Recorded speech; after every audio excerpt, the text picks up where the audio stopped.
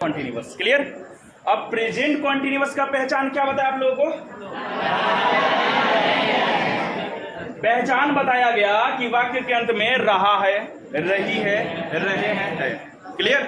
अच्छा, मैंने एक और बात आप लोगों को कही, नोट में लिखा हुआ है कि ऐसा वाक्य जिसमें कार्य हाल में शुरू हुआ है तथा वह कार्य थोड़ी देर में समाप्त हो जाएगा, ऐसे वाक्य भी क्या माने जाते हैं? रहा रही नहीं होने के बाद भी प्रेजेंट कॉन्टिन्यूअस माने जाते हैं। ठीक है, प्रेजेंट कॉन्टिन्यूअस माने जाते हैं। ऐसे मैंने कुछ वाक्य भी आपको बताए।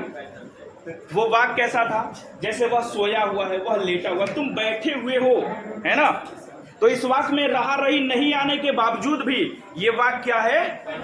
Present continuous. ये आप लोगों ने लिख लिया क्या? चलिए, लिख लिया। तो सबसे पहला हम क्या चीज शुरू करेंगे? एक नंबर में एसर्टिव। एसर्टिव का स्ट्रक्चर डालिए। Subject plus is am are plus V4 plus object.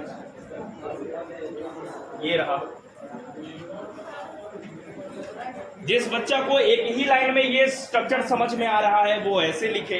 जिस बच्चा को ये नहीं समझ में आ रहा है उसके लिए हम डिटेल्स में लिख देते हैं। H1 plus M plus V4 plus object, H2 plus R plus V4 plus object, H3 plus is plus V4 plus object. आप दोनों में से चाहे तो आप दोनों स्ट्रक्चर लिख सकते हो, है ना, या किसी एक को ही लिख सकते हो। ठीक है, ये एक ही लाइन में है, subject plus is am are. जिसको पता चल रहा होगा कि भाई इज कहाँ लगाना है, एम कहाँ लगा, ए खासकर तुम्हारे लिए ये वाला, तुम और एक और लड़का कहाँ चला गया वो, ठीक है ना, ये है तुम्हारे लिए। ठीक है, आप समझ में आना चाहिए बेटा। ठीक है, चलो हो गया, ये स्ट्रक्चर लिखा गया।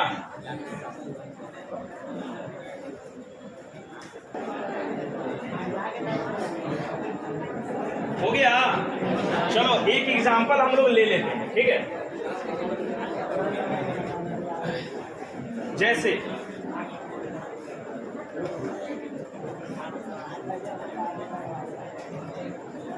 हम लोग खेल रहे हैं, ध्यान दीजिएगा गाइस, यहाँ पे आप लोग ध्यान दीजिएगा। Hello, look at here.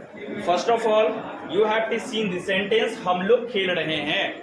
तो सबसे पहले आपको ध्यान देना है वाक्य के अंत में, वाक्य को पहचानने के लिए लास्ट में देखना चाहिए। वाक्य में लिखा हुआ है हम लोग खेल रहे हैं और लास्ट में लिखा हुआ है रहा है, रही है। जैसे ही